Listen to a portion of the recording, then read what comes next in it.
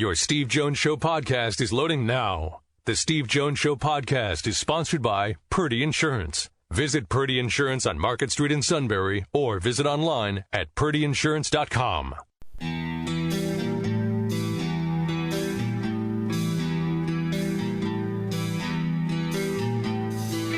Sports talk where your voice counts. This is the Steve Jones Show on News Radio 1070 WKOK. Now from the Sunbury Motors Studio, here's Steve Jones. Today's show brought to you by Purdy Insurance. Market Street in Sunbury. Go to purdyinsurance.com. Purdy's have a tremendous loyalty program. I wish I had one. Oh. That's a different topic. Auto, home, life, business, bundles, whatever it may be. Purdy is the best in the business when it comes to making sure you're completely covered, and they do so at the best price. And if you ever need them to go to work for you, they will pour their heart and soul into it because customer service means everything to them. Purdy Insurance, Market Street in Sunbury. Go to purdyinsurance.com. We're in the Sunbury Motors studio. Sunbury Motors, 4th Street in Sunbury. Sunbury Motors, Kia, routes 11 and 15 in Hummel's Wharf. I think they have a loyalty program, too. They do, I wish I had one. We could ask for one for Christmas, because tonight it's opening night of Talk to Santa here on WKOK. Well, I already know what I'm going to ask Santa for. Fire up the old magic radio. Loyalty. Fortunately, Tom McGrath was there and had my back. So Jack Ham had my back all day. Sure, never fails. Yes. Then I looked at two people. I thought it would never be an issue. And the first sign that there may be a crack in the dam, right? They were willing to let it flow. Wow. Well, over the years, the Ravens have been very loyal to Justin Tucker, and Tucker has always made sure it was a two-way street. Justin Tucker for the winner from 49 yards. Snap is good. Kick on the way. It is long enough, and the kick is good. The time has come off the clock. The hay's in the barn, and the Ravens take down the 49ers. That game lived up to expectations yesterday. No offense, I was watching that on NFL Red Zone to get as much of that as possible. There's only so many passes I can watch Duck Hodges throw before I sit back and go, okay, when's the pro game going to break out? All right, so, hey, you know what's really bad? Is he outplayed Baker Mayfield. That's right. Whole bunch of backups sending Cleveland back to Ohio. Well, a bunch of backup, not on defense. They only backups playing on offense. Yes. On defense, that defense is really, really, really good. I'll tell you, there were so many times where T.J. Watt was either trying to at least close to hitting the shoulder pads or within an arm's length of Baker Mayfield yesterday. Well, I will say this about Duck Hodges. He has made a lot of Steeler fans find religion or rediscover it. Because every time he drops back to pass, you hear, oh, God, I hope he completes it. All right, so we'll come back with more in a moment. Let's bring in Frank Bodani, York Daily Record. Frank, always great to hear you on the other end. Yeah, Steve, thank you for having me, and great to survive another season. Regular season. Regular season. That's exactly right. Just first of all, I mean, usually very few things take me aback, but I was really, really surprised by Chris Petersen stepping down today at Washington. That did take me aback.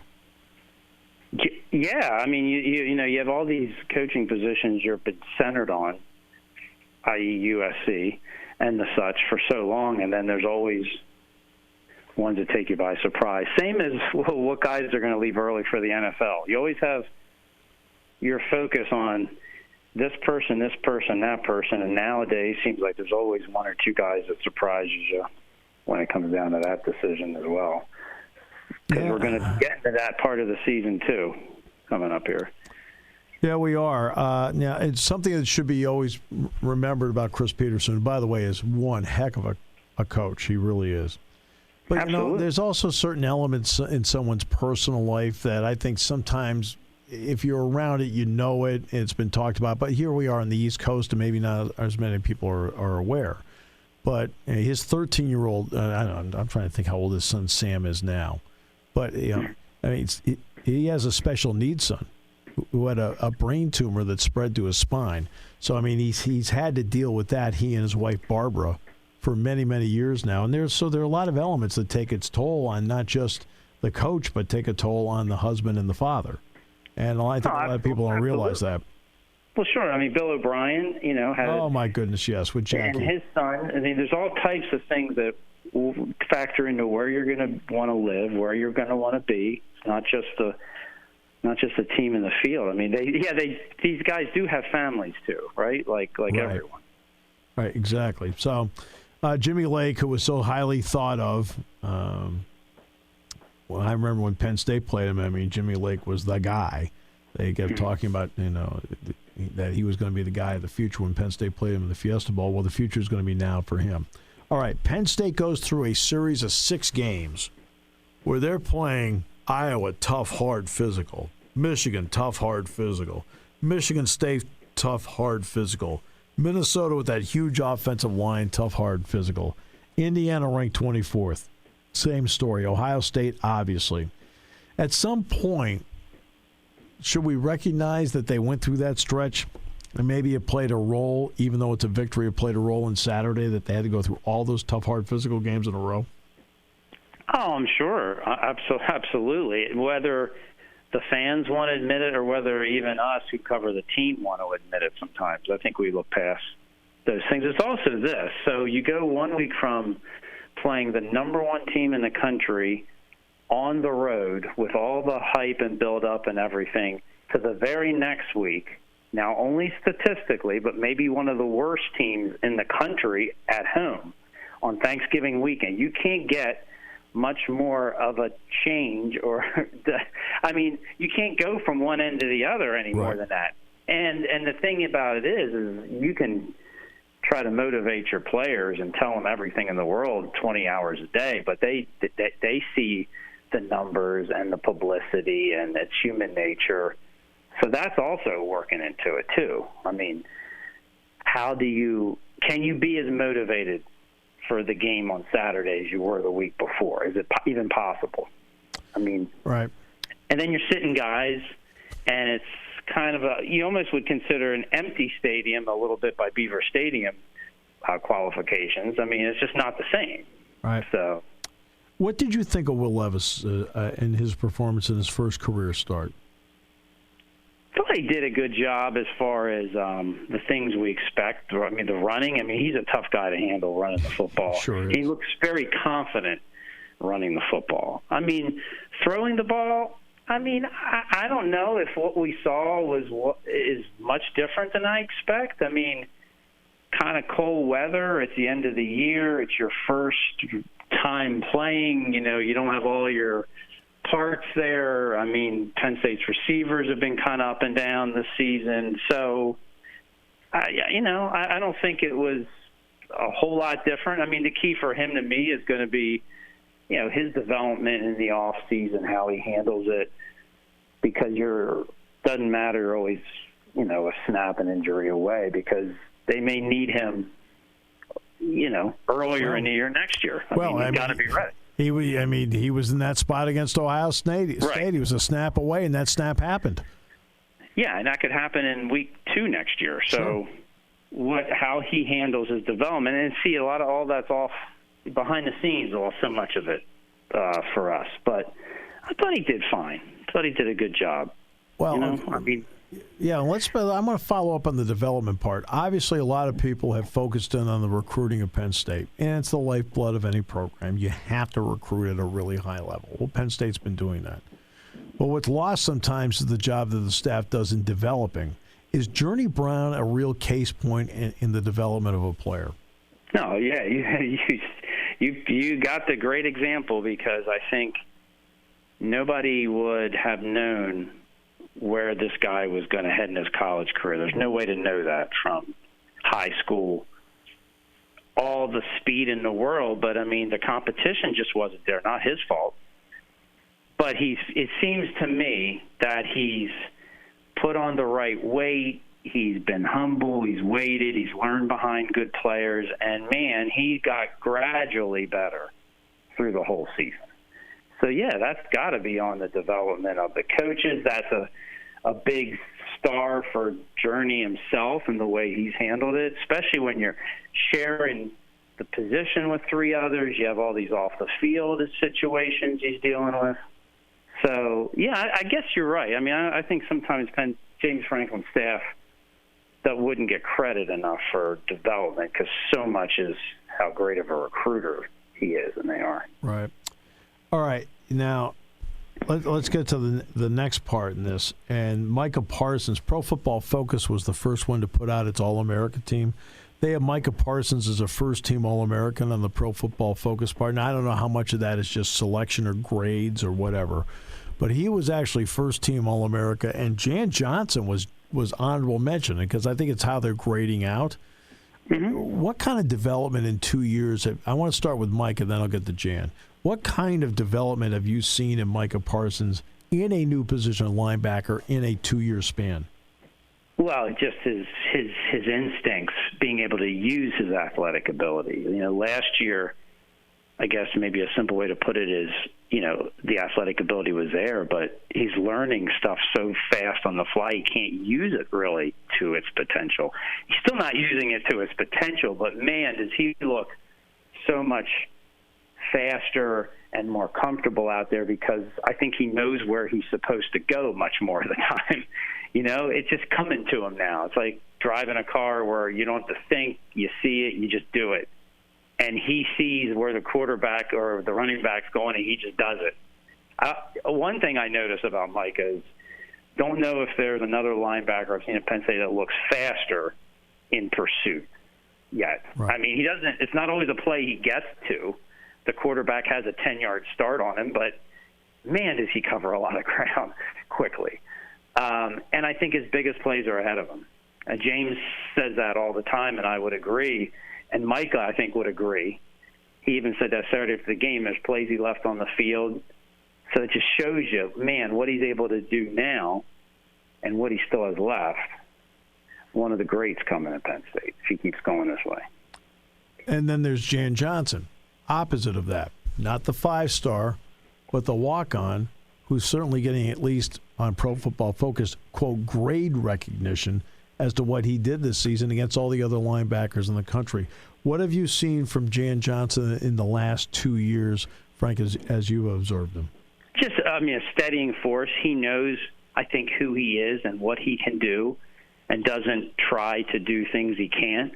And he's just steady, and he's there. And he wraps up tackles probably better maybe than anyone on the team. You know, yeah, Justin Fields may take him out on a play, right? Well, that's okay because he wouldn't be the first. That's just the way it is, right? But when Jan has the angle and a chance to, you know, he does his job and he does it all the time, and people don't always notice it unless he makes an interception against Maryland, right? But I think he learned a lot from Brandon Smith, who is a lot like him, the older Brandon Smith, who's gone now. Yes. Who are, you know, very much a similar story, a similar player, the same position. And that's what Penn State does a great job of. Those linebackers, they're not always the All-American types, but you can probably think of a few others even more recently that are just kind of like Josh Hall. Whom I just literally saw Josh Hall 2 hours ago. He's working here. Oh, wow. Yeah, okay. literally just saw him when I stopped in to get something quick to eat as takeout. He was there. He's working in Hawbakers now. Well, and it's no surprise that, you know, Jan and Brandon, look at what they do academically. So it shows you how much that is part of the deal on the field too. No, there's definitely a correlation. Those guys are hard workers. They're smart. Everybody needs, you know, they're the glue on and off the field of teams. That's how I see it. And Micah would say that he looks up to Jan, and Jan's taught him a lot, and I think that says a ton right there. Absolutely. Now the next part is that after the game, both Pat Freiermuth and Ricky Slade sent out messages that they were returning for the 2020 season. Now, there's obviously a way to go on some of these announcements one way or the other, but what kind of start is that for Penn State to get those two guys to say, yes, they're coming back? Well, you want the running back group to buy in to a tough situation, and they have. So Ricky shows that. I think he has a lot more potential than ability than maybe things that just didn't work out quite right. So it's great he's coming back. Pat, I mean, you're talking about the best tight end, I think, in the country coming back going in next year. Right. So, I mean, that's huge. I'm not going to give you the best tight end in the country. Sure, we'll take him, right? It'll be a great guy. I think maybe could be the best all-round tight end Penn State's had since, I'll say, Kyle Brady, possibly, going back. When you look at the way he handles himself physically, the pass catching, I mean, he's tough to handle, and that's a tremendous start. And, you know, they've been limited in reliable pass catchers, and so here's number one coming back. I know we'll get into this a little bit more when the time comes up, Frank, because obviously we'll have you back. We always have you back. Sure. I love it. But just at least initially, the importance of the bowl game is obviously it's the end of this season because it's the last time this entire group will be together. But is it, based on what Penn State has, the potential to be a stepping stone into next season? I think it always is. I think this year, more importantly, to your point, because they are continually close to taking the next step that everybody wants them to take. So people won't be quite satisfied till they make the playoffs. Well, they're close, but to these extra practices and these little things are going to be maybe some of the things that help them get just over the hump. You know, give a guy like the new Brandon Smith at linebacker 10, 15 more practices or whatever. That could be huge in his development, enable him to be the next Micah Parsons. Guys like that. Guys are going to need next year getting that extra work now. I mean, I guess it's big for most teams, but for Penn State, they're so close to me to taking the next step that if they handle it right, that could be huge for them, I think. When you look at this 4-year run, which has had the 41 wins and maybe a 42, 3 10-win seasons in the past 4, if I take you back to December 2nd, 2015, 4 years ago, in your mind, would these conversations have been possible just based on the current state of the program as to where they were December 2nd, 2015? No, not right now, because you could never have envisioned the rebuild at that point. You couldn't even envision what Saquon Barkley would have been the following year at that point. And then 2016 comes, which was not really in the plans of, I think, of a lot of people's minds. Right. That's not in their trajectory. That was supposed to happen a couple of years down the road. Right. Once it happens, you can't go back, so I think the expectations go way high. But sure. It doesn't matter.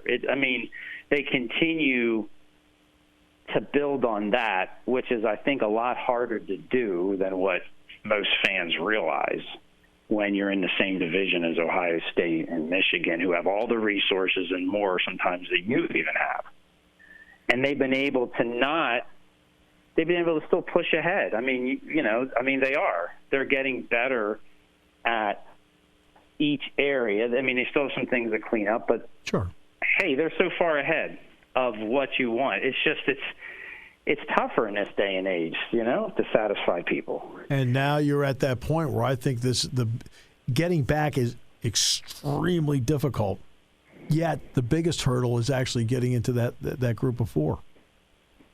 Yeah, and I think if they can just get maybe a little more. The building blocks, all those Final Four teams are tremendous up front, offensive line, defensive line. Penn State is finally about there. Yeah. Just and the problem is you keep losing guys who leave early and maybe transfer, whatever, so depth is even harder. But if you just get a little bit maybe better there and you clean up one other position group over here, then all of a sudden 2 losses turn into 1. That's what they got to get to me. The one thing that they're not they haven't been able to do is get that one loss regular season. They're so close. Yep. If you only lose one time during a regular season, you're sitting right at the doorstep, I think, every year if you're Penn State in the Big Ten. Frank, and that's they're almost there, Steve. Almost. All right. Yep. Frank, always a pleasure. Thanks so much. Appreciate your time. Yes. You know that. All the best to you this week. Enjoy it. Frank Bodani, York Daily Record, back with more in a moment on News Radio 1070 WKOK, brought to you by Purdy Insurance. When it comes to car buying, there's the other guy's way, and then there's the SMC way. The other guys force you into a vehicle you really don't want. The Sunbury Motors way lets you take the time you need to browse, ask questions, and take the test drive and think on it. For over 100 years, the Mertz family and all their employees have made your experience the most pleasant one you'll ever have. The other guys won't offer you the best price for your trade, no matter how much they say they will. The SMC way is their promise to provide you with the most money the market shows your vehicle is worth. The SMC way is to offer you all applicable factory rebates on new vehicles and generous discounts. Looking for a pre-owned vehicle? The SMC way checks each vehicle in a 200-mile radius to determine the lowest price, then beat it. It's the lowest price promise, just part of the SMC way. The choice is up to you. The other guy's way or the SMC way. The SMC way wins every time. Sunbury Motors Company in the North 4th Street Auto Plaza, Sunbury, and at sunburymotors.com. Selling more cars and satisfying more customers for over 100 years. Oh, hello. Hello. Can you help us with our insurance? From in there? Oh, the Cage? I've been with this provider for years.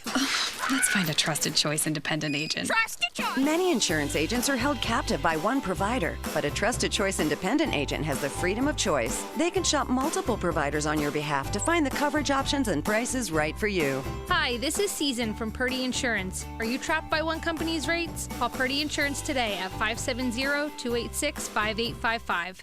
Taking your calls at 800-795-9565. This is The Steve Jones Show on News Radio 1070 WKOK. Now, from the Sunbury Motors Studio, here's Steve Jones. Today's show brought to you by Purdy Insurance. Market Street in Sunbury. Go to purdyinsurance.com. Purdy's have served the Valley for decades. They've done a great job of finding the best, whether it's auto, home, life, business, a bundle. They do whatever they can to find you the best price, and they work hard in that policy for you all the time, whether it's updating it, finding you savings, or if you ever need to make a claim, they go to work as if it happened to them, because customer service means everything to Purdy Insurance. Great people who are tremendous professionals. Purdy Insurance, Market Street in Sunbury. Go to purdyinsurance.com. And we're in the Sunbury Motors studio. Sunbury Motors, 4th Street in Sunbury. Sunbury Motors Kia, routes 11 and 15 in Hummel's Wharf. So, there you go. Saturday, a major loyalty faux pas. Hey, you put a guy in the show one day, and all of a sudden, like the next day, you're mincemeat. Right? And then you get somebody who's allegedly loyal to go along with the premise. Again, one person stood firm about whether I would show up or not, and then seconds after you said it, egg everywhere all over respective faces. That's right. Because we put this in the rearview mirror, we've burned the tape, and we move on. Yeah. No, you put it in the rearview mirror because you feel that's the only way to survive. That's right. This too shall pass. Probably not.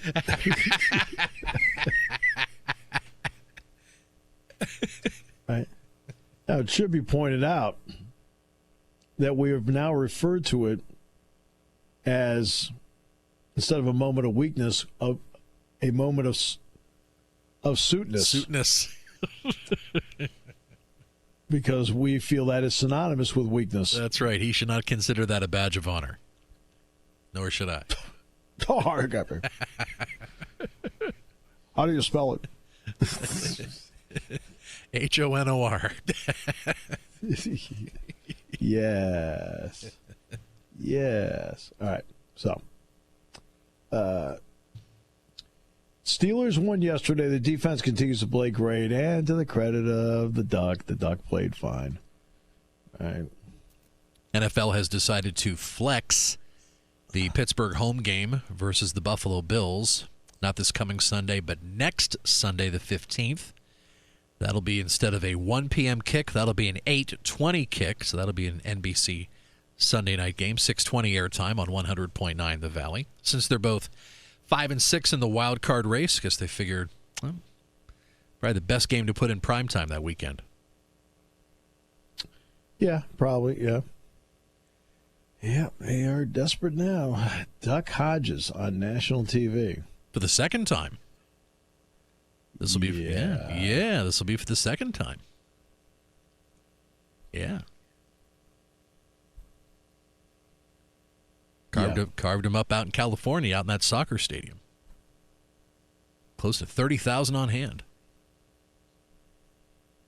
And to be honest with you, they played great defense that night. They did. Right, so I'm just kind of wondering if they're going to hiccup out in Arizona this Sunday and see how they do with. This will be interesting with Kyler Murray going up against this defense. Shall be interesting. I've been very impressed with Joe Hayden the last few years. There'll be a game or two here and there where he'd come up with an injury. So far, he has been healthy. Hope I'm not jinxing him as they go out to Arizona on Sunday. But he has played really well. I don't know if I would go so far as to give Minkah Fitzpatrick the AFC Defensive Player of the Year, but my goodness, you definitely would have to put him in the conversation at least. Over who? I mean, I think you would put him up there with Bosa from the Chargers. Minka's had hey, you know what Joey Bosa has? He has Phillip Rivers, a quarterback. Who has been very, very inconsistent, throwing way too many interceptions this year. Okay. Minkah Fitzpatrick has Duck Hodges. And it just can't be Duck because he likes duck hunting. Have you seen some of those passes? Yeah. All right, so I mean, it's just. Oh, there were several plays yesterday. It's like, oh man, just throw the ball away and then live for another day. Just don't step back and take a 9, 10, 13-yard loss on a sack. Step up a little bit and if you have to, throw it to the peanut vendor in row 1. I mean, this is your guy. And there was a few more instances yesterday where... He's your guy. I know that, but there was a few other... And I've brought this up before. There was a couple more instances yesterday in the fourth quarter.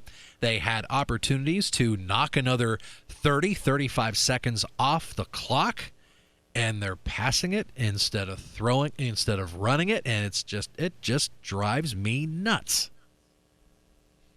But that's the thing. When you got a young guy like that who wasn't even drafted, who got an invite to training camp, who's barely had reps with the ones. Well, there's a lot of ones that are out with Connor and Juju out, but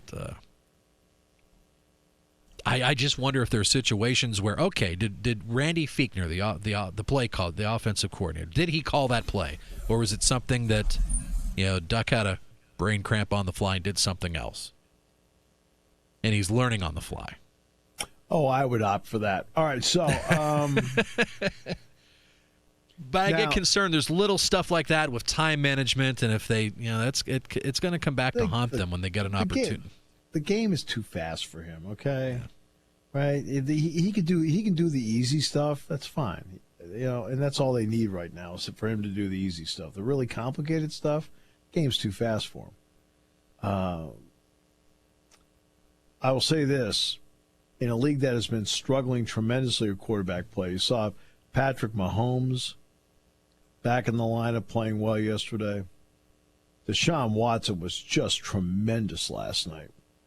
And Lamar Jackson just continues to amaze. I'll tell you what, there are some passes that you see Lamar Jackson throw. It has that kind of Pat Mahomes quality to it, just enough dart and zip to it. Or a little sidearm. Yes. Yeah, and the sidearm.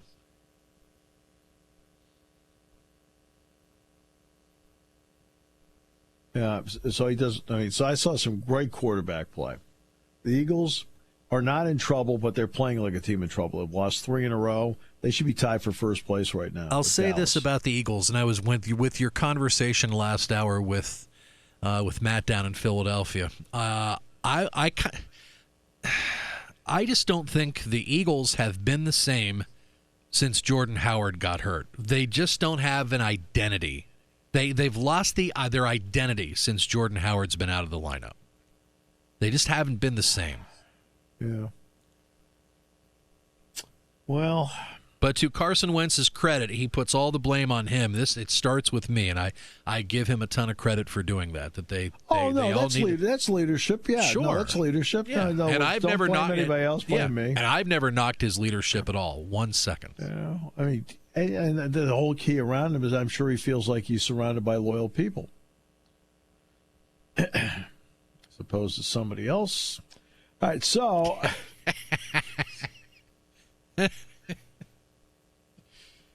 Moment of suitness. Yes. But what the Steelers have done with this makeshift lineup on offense, By the way, they'll get Pouncey back this week too. Remember that. Pouncey is back, and we'll see how Connor and Juju do in practice this week. I mean, Juju did clear concussion protocol, but just the knee injury that occurred on that play in Cleveland, where he also got concussed, it was also it was a 2-for-1 deal in the same play. Okay. Well, Greg Schiano's gone to Rutgers. Arthur Sitkowski, who had been the starting quarterback, then decided to redshirt, committed today that he was going to stay at Rutgers. The Chris Petersen shocked everybody, stepped down today at Washington. Jimmy Lake has already been promoted. He has the job. Matt Luke is out at Ole Miss. Now you've got a lot of players at Ole Miss contemplating transfer. And I guess Jim Harbaugh's made a flight down there because that's a great pipeline for him. And then you got the soap opera out at USC. Okay, is Clay still the head coach? Is he not the head coach? So you see one story 1 hour, a different story the next, and. But that goes to something about it. There's just too much bad reporting today. And you want to know why there's bad reporting? Because there's too much single source reporting going on. A standard over the years is that if you don't see it or you're not around it with your own eyes, you have to double source everything. It's my personal opinion, and it's my personal guess, but I think it's an educated guess. We're getting too much one source stuff, somebody said. And I can't even imagine the number of times you've told your class that, too. Talked about it this morning in class. That unless you know it for a fact with your own eyes, or you know it for a fact because the source is the story, that you can't single source something. You have to double it. Always. You have to double source everything. And I think that's what we're getting on some of this stuff. That's why we see more mistakes in media today than ever before, because I think there are some people that are just trying to get the story out there, and they're not multi-sourcing. Right? They're just taking the word from somebody else. And that's, and that does not put that doesn't give the fan the best information. Also, Steve Adazio beats Pitt, becomes bowl eligible, and gets fired at Boston College. No offense, Boston College is a hard job. I think BC's a hard job. In the ACC, there is just no ACC feel at all in Boston. You're publicity-wise, you can't compete with the Patriots, you can't compete with the Red Sox, you can't compete with the Celtics, you can't compete with the Bruins. You can't. So at minimum, the best you can do in Boston is be number 5. It's the best you can do. You're overwhelmed by them. And then you're in a conference that nobody in that area can relate to. Nobody. Oh, it's neat once in a while Duke or North Carolina will play a basketball game up there. Once in a while you get Clemson playing a football game up there. But that's it.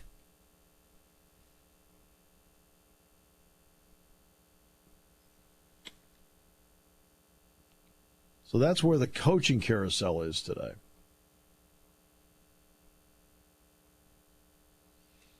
And they'll stay active for the next few days because National Letter of Intent Day is now 16 days away. It is on Wednesday, December 18th. We're 16 days away. And really it's 15 and a half because at 6 a.m. on the 18th is when the faxes start rolling in. And we're about an hour and a half or an hour and 12 minutes away from 6 p.m. here, so we're about 15 and a half days away from that. So you have to have somebody in place.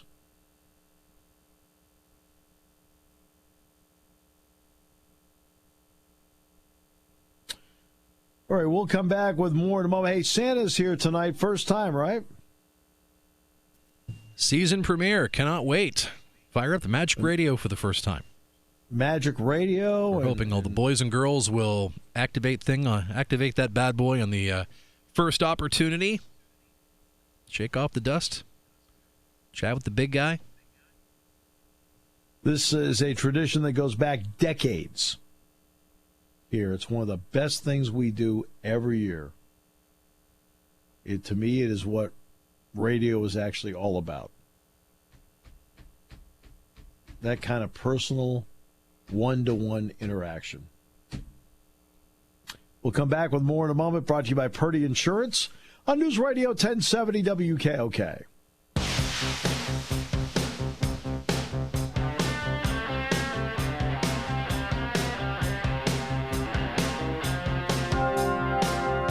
Years from now, we're going to be talking about Duck Hodges when he's on his way to the Hall of Fame.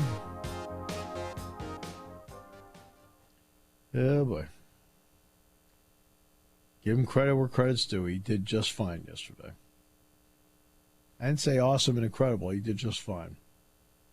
He was fine. It's Baker Mayfield that's not playing well.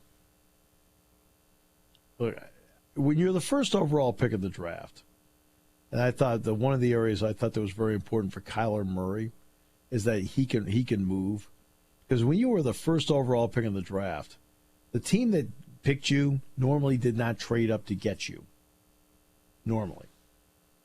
Obviously, the Rams did to get Goff, and the Eagles did to get Wentz, but they were both drafting in the top 10 anyway.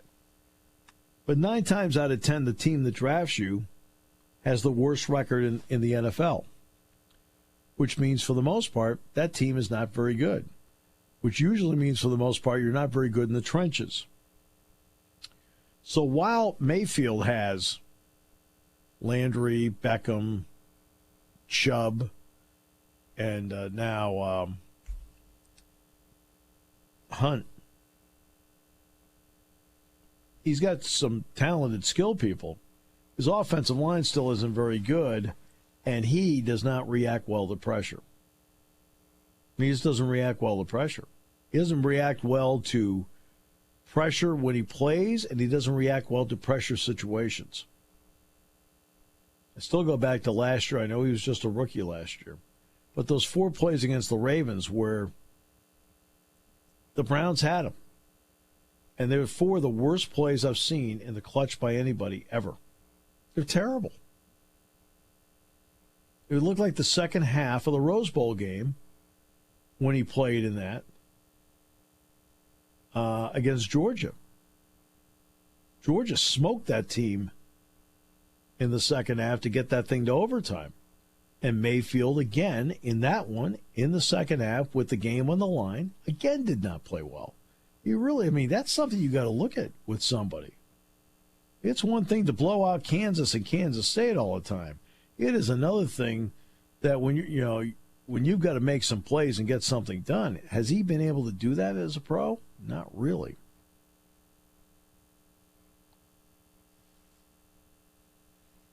All right.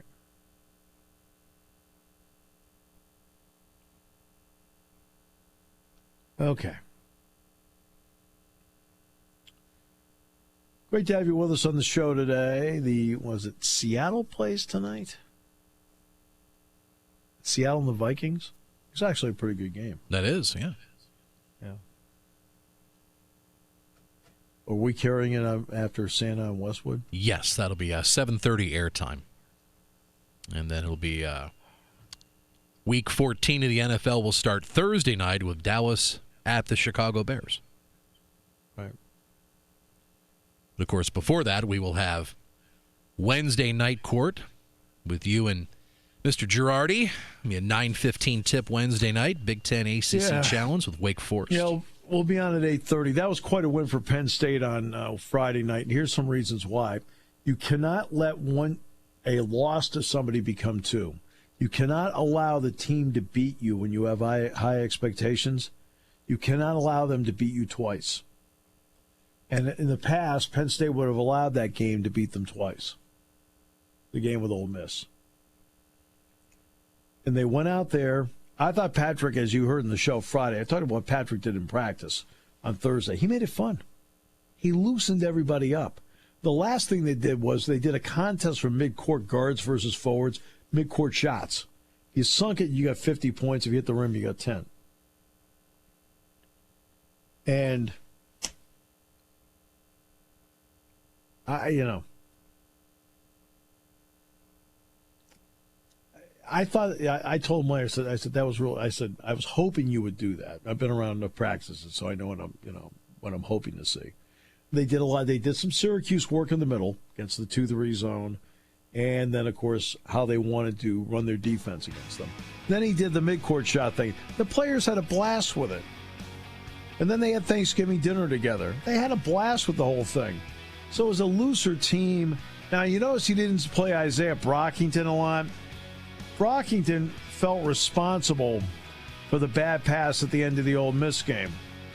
He was crying in the locker room afterward. And at practice on Thursday, he was still really downcast. You could see it.